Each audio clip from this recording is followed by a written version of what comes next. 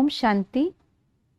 आज 29 जून 2025 है और आज का मम्मा का गुण है अपनेपन की जो भावना मम्मा के अंदर थी, जिसके द्वारा हर एक के दिल से निकलता था कि ये मेरी माँ है, मम्मा है, इनसे मुझे बहुत पालना मिल रही है, इनसे मुझे बहुत शक्ति मिल रही है।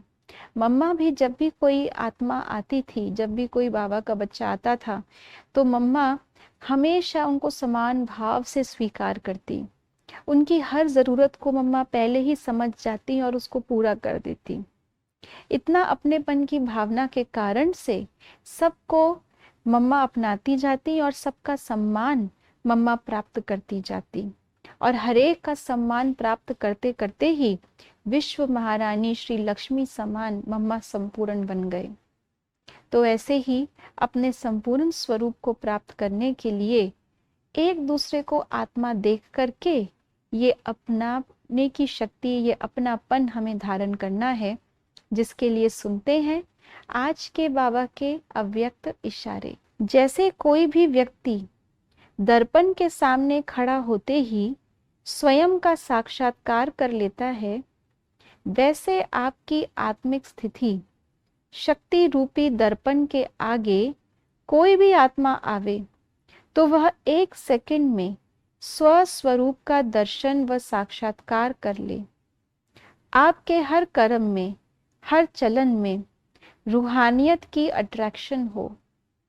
जो स्वच्छ आत्मिक बल वाली आत्माएं हैं, वो सबको अपनी ओर आकर्षित जरूर करती है। हमारी आत्मिक स्थिति जो है, आज बाबा ने उसे दर्पण बताया है।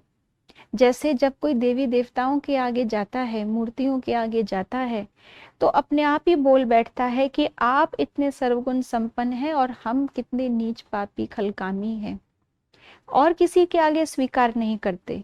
लेकिन देवी देवताओं का चरित्र भले ही उनको पूरा पता नहीं है भक्तों को कि वो क्या थे, कब थे, उनका चरित्र वास्तविकता में क्या था, उनके चरित्र को भी कितना मलिन कर दिया है, कितनी उनके बारे में बातें, झूठी बातें कह डाली हैं, फिर भी इतना उनका जो चरित्र है वो पवित्र नजर आता है, जो उसके सामने अपनी कमजोरी स्वतः दिखाई दे जाती है। तो बाबा आज कह रहे हैं कि हम भी अपने आत्मिक स्थिति को इतना पवित्र बना ले, इतना श्रेष्ठ बना लें, उस आत्मिक स्थिति में रहने का इतना हम अभ्यास कर लें कि हमारे सामने जब कोई भी आए तो वो देह भान में है और हम आत्मिक स्थिति में हैं, ये उसको स्पष्ट अनुभव हो। अभी तो लोगों को सुन के बड़ा अचंभा लगता है कि आत्मा समझ के कैसे जिए, बिना मोह के, बिना क्रोध के कैसे जिए, हमेशा सच बोल करके तो दुनिया में रह नहीं पाएंगे। अचंभा लगता है, लेकिन जब हमें देखें तो ये सारी चीजें प्रैक्टिकल में देखकर न केवल उन्हें ये विश्वास हो जाए कि ऐसा रहना संभव है, लेकिन वो कहाँ है और हम कहाँ, ये भी उन्हें अभ्यास हो जाए, अनुभव हो जाए। इस अनुभव से ही फिर अगला स्टेप इस अनुभव का है आकर्षण। पहले अनुभव होगा, रियलाइजेशन होगी, उसके बाद फिर परिवर्तन करने की शक्ति आएगी। इसीलिए बाबा कहते हैं जैसे आत्मा जब योग लगाती है तो आत्मा के ऊपर की कट निकलती है। जैसे अगर सुई के ऊपर की कट निकलती जाए तो वो चुंबक इजीली उसको खींच सकता है। तो जितना ज्यादा आत्मा आत्मिक भान में रह करके पवित्र बनती है, बाबा चुंबक बन के हमको खींचता है और फिर हम और भी अन्य आत्माओं को आकर्षित कर सकते हैं। इसलिए ऐसा पवित्र बनने के लिए अपनी आत्मिक स्थिति का अभ्यास करना है। ओम शांति।